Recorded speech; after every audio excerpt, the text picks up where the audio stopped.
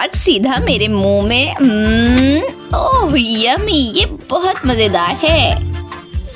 और मैं कहाँ थी? चलो शुरू करते हैं। ओह नहीं, रुको रुको, तुम क्या कर रही हो? ओह सॉरी मेबल, मैं सिर्फ जेली को पिघलाना चाह रही थी।